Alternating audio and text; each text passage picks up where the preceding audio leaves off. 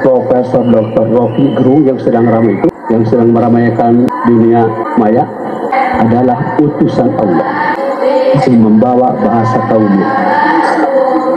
Bukan hanya Rocky Gerung, seluruh profesor itu utusan Allah untuk mentabligkan ilmu Allah ke umat dengan bahasa masing-masing di lisan kaum. Alhamdulillahilladzi qaddalana lakum. Antara lain di samping kiri ada. Ini utusan Allah untuk mentabligkan tabligh itu wajib kewajiban Rasulullah Muhammad.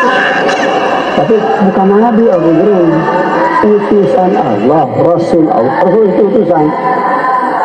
Seperti apa sekarang? Bikin Rasul 313. Itu membawa amanah untuk menyampaikan talqin dzikir. Pusing.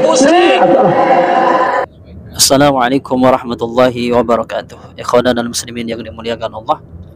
Di dalam video tadi kalau kita melihat salah satu seorang mursyid, kalau tidak keliru beliau mursyid Qadir Naqsabandi ya. Beliau itu mempunyai pemikiran begini, bahwasanya salah satu yaitu pemikir yang terkenal, yang kontroversi yang ada di sosmed atau di dunia nyata, yaitu Rocky Gerung. Beliau ini disebut oleh beliau tadi itu sebagai seorang rasul yang menyampaikan satu pemikirannya kepada satu kaumnya dengan bahasa kaumnya. Bahkan beliau menegaskan begini, tidak hanya beliau saja atau Rocky Gerung saja, tapi semua profesor itu adalah sebagai Rasulullah atau utusan yang menyampaikan ilmu atau mentabligh ilmu kepada kaumnya dengan lisan kaumnya. Kemudian pernyataan beliau ini menjadi viral ya, banyak yang mempermasalahkan, yang mempertanyakan bahwasanya yang dimaksud Rasulullah itu sorifnya, bahasa anak-anak pesantren itu sorifnya, atau pada kebiasaannya difahami ketika Rasulullah mesti itu adalah utusan Allah yang dapat wahyu, yang mana nanti harus ditabligh kepada umatnya. Kemudian ketika saya melihat dari teman-teman YouTuber atau yang mempermasalahkan pernyataannya beliau, menurut saya begini ya, kita terlepas dari yang dinyatakan siapa atau di luar politik ya, mendukung dengan yang tidak mendukung. Tapi kalau kita membahas secara ilmiah, menurut saya bahasa Rasulullah ini sendiri, sekali lagi ya teman-teman, saya tidak mendukung dan tidak mendukung dan tidak mendukung ya. Tapi saya membahas bahasanya beliau dari seorang mursyid ini, bahasa secara ilmiahnya yaitu Rasulullah. Kan pertanyaannya begini, bisakah Rasulullah ini disematkan kepada Rasul yang bukan utusan Allah? Artinya dapat wahyu dari Allah yang melalui malaikat Jibril. Kemudian kalau kita kaji pernyataan Rasulullah ini di dalam Al-Quran saja, itu ada pernyataan Rasulullah atau seorang Rasul yang tidak disematkan melulu kepada Rasulullah pada utusan Allah. Contoh di surat Yusuf, ketika Nabi Yusuf itu di penjara, kan ada kemudian utusan dari raja sehingga diabadikan oleh Allah Subhanahu wa taala di dalam ayat Al-Qur'an. Kalau tidak keliru itu waqala tuni bihi falamma ja'ahur rasuluh qala irji atau qala raji ila rabbika fas'alhu ma balun niswatil lati qatta'na aydihunna ila akhirih ila ayah. Di sana ada bahasa ja'ahur rasul. Jadi rasul juga pakai al.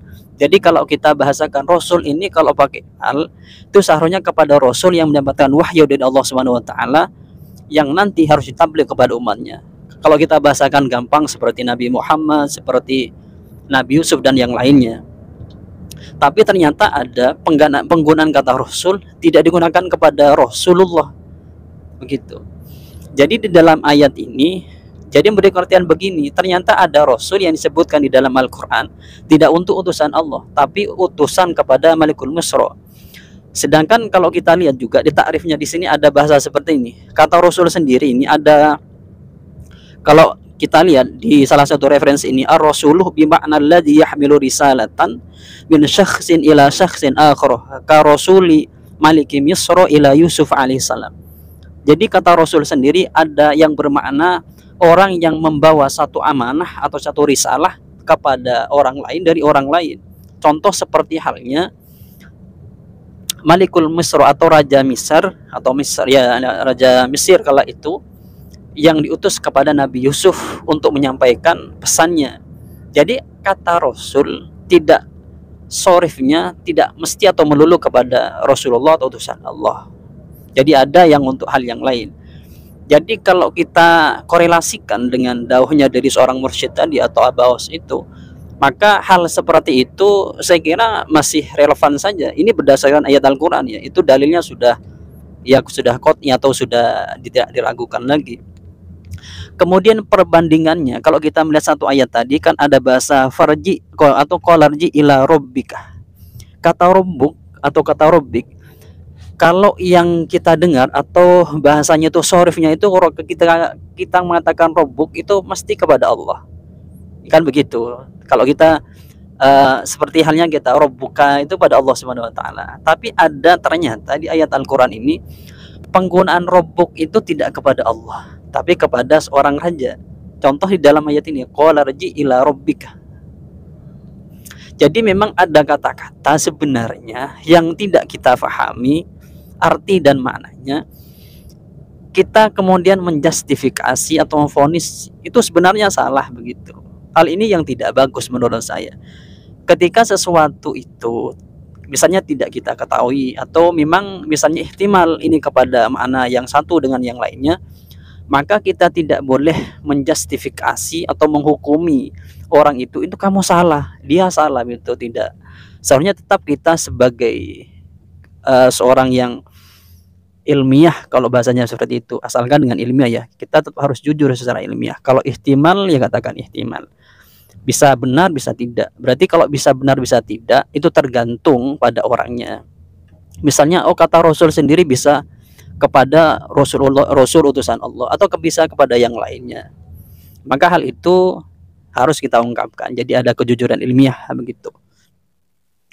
Kemudian kalau kita lihat begini di bahasa orang-orang yang kita temui ya, ada contoh ketika kita pergi ke seorang ahlul ilmi atau orang yang pintar, pergi ke kedalaman Papua atau Sumatera. Di sana kemudian nggak ada orang yang pintar sama sekali. Kemudian datanglah orang alim atau orang yang berilmu datang ke sana. Dia kan bawa ilmu. Lah sama orang-orang sana itu biasanya atau kebiasaannya masyarakat itu bilang begini, kamu adalah utusan Allah yang didatangkan ke sini untuk memberikan ilmu kepada kami. Yang dimaksud utusan Allah itu bukan yang dapatkan wahyu, bukan, tapi adalah utusan Allah yang melalui orang ini bisa menyampaikan ilmu ke tempat itu. Jadi bukan utusan Allah yang dapat wahyu dari Allah yang melalui malaikat Jibril begitu, enggak seperti itu. Kemudian kalau kita lihat secara versi tasawuf, ini menurut saya ya, yang referensinya itu mungkin perlu dibacakan, tapi saya tidak membawa kitabnya. Kalau kita lihat semua yang ada, hal yang baik atau yang jelek, kalau kita bahasakan tasawuf itu merupakan utusan atau takdir dan qadarnya Allah. Contoh begini, contoh adalah iblis. Iblis itu mengganggu manusia, mencoba manusia, itu merupakan adalah yang diutus oleh Allah. Begitu. Jadi iblis pun diutus untuk menggoda manusia. Ada bahasa seperti itu.